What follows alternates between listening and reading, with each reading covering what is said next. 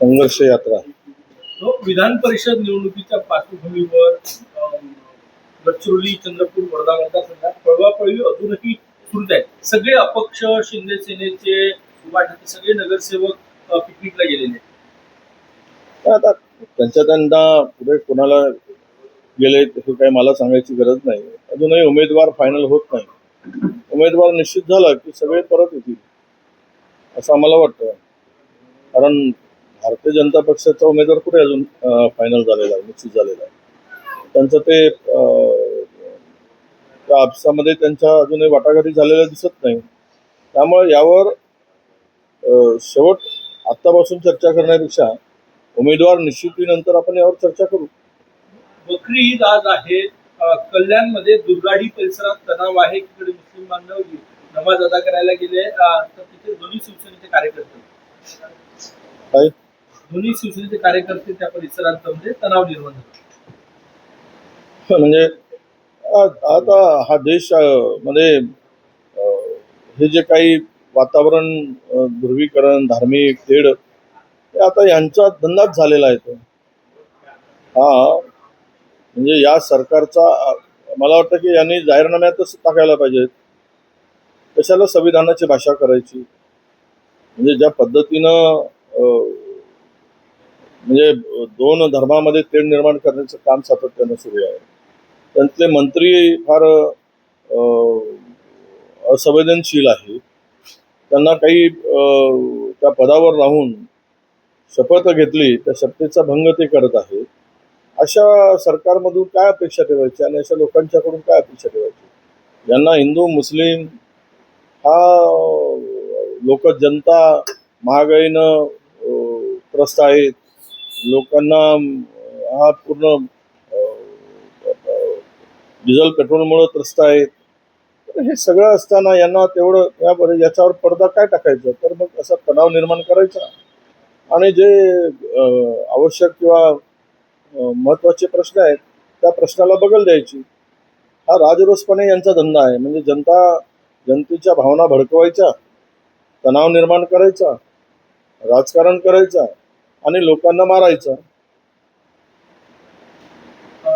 Petrol आणि डिझेलची आणखी दरवाढ होण्यात आहे. 5 ते 7 रुपयापर्यंत आणखी वाढण्याची शक्यता आहे. अगोदर महागाईने पडल्याने प्रत्येक गोष्टीची म्हणजे 5-7 काय, टप्प्याटप्प्याने पुढच्या महिन्याभरामध्ये, 1.5 महिन्यामध्ये 150 रुपये डिझेल झालेला दिसेल, 170 रुपये पेट्रोल झालेला दिसेल. कारण तेच ते काय सांगू आता, एकदा सांगितल्यानंतर ज्या पद्धतीनं देश चालवला जात आहे, हा देश खड्ड्यात टाकण्यासाठी चालवला जात आहे. देशातील गरीब माणूस, देशातील मध्यमवर्गीय माणूस हा मरणारच आहे. याला मारायसाठीच हे सरकार आलेलं आहे. एअर इंडियानं इंधन दरवाढीमुळे काही फ्लाईट्स कपात केली, 20% फ्लाईट्स कपात आहे देशात. नाही, तरी पण आता इंधनचा तुटवडा नाही हे सरकार सांगत असेल आणि या सरकारकडून, महायुतीकडून किंवा त्या केंद्रीय मंत्र्यांच्याकडून भारतीय जनता पक्षाचं सरकार महाराष्ट्रातलं हेच सांगत आहे की तुटवडा नाही. आता जर काल आरशी बुक पाहून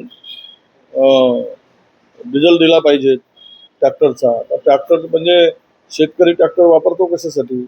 आता त्याला जर आरशी बुक पाहून जर द्यायला लागले, याचा अर्थ तुटवडा आहे हे मान्य करा. डिझेल पेट्रोलची आता फार मोठी किल्लत आहे आणि भविष्यातही होणार आहे. आता एअर इंडियाचे विमान 20% झाले. उद्या इथून अनेक विमानं नागपूरवरून रद्द होणार आहे. म्हणजे सगळीकडून कोणी करायची आणि पुढचे दिवस लॉकडाऊनच्या परिस्थितीसारखे दिवस आता लवकरच येणार आहेत. त्यामुळे आम्ही जनतेला आवाहन करतो आहे की आता तुम्ही असलेले पैसे जे काय ते सुरक्षित ठेवा. कुठे फार काही गुंतवणूक करू नका. सरकारच्या भरोश्यावर विश्वास ठेवू. ती गुंतवणूक केली की ते पण परत येणार नाही. कारण बँकाही रिकाम्या केल्या आहेत. रिझर्व्ह बँक रिकामी केली आहे. रिझर्व्ह बँकेचा सगळा पैसा स्वतःच्या सरकारच्या मालकीचा असल्यासारखं ते काढून घेण्याचं काम सुरू आहे. त्यामुळे भविष्यात बँकाही पूर्णतः उद्ध्वस्त होती. त्यामुळे बँकेत असलेला पैसा सुद्धा शिल्लक राहणं आहे, तो परत मिळणार की नाही ही परिस्थिती उद्भवणार आहे. त्यामुळे सगळ्याच बाजूनं देश संकटात आहे, अडचणीत आहे आणि फक्त इव्हेंटवर पुन्हा त्यांनी आता पुन्हा भर दिला आहे. तुम्ही सांगितल्याप्रमाणे ते पुन्हा हे धार्मिक तेढ पसरवतील आणि लोक मरत आहेत त्याकडे यांचं लक्ष राहणार नाही, लोकांचा जीव जातोय त्याच्याकडे लक्ष राहणार नाही आणि सगळे मूलभूत प्रश्नावर पडदा घालतील. तो कल एसआईआर को लेके सुप्रीम कोर्ट का निर्णय आया, उसके बाद बीजेपी ने विपक्ष पे हमला किया है कि सभी जो चुनाव आयोग की जो पारदर्शी जो रणनीति कार्य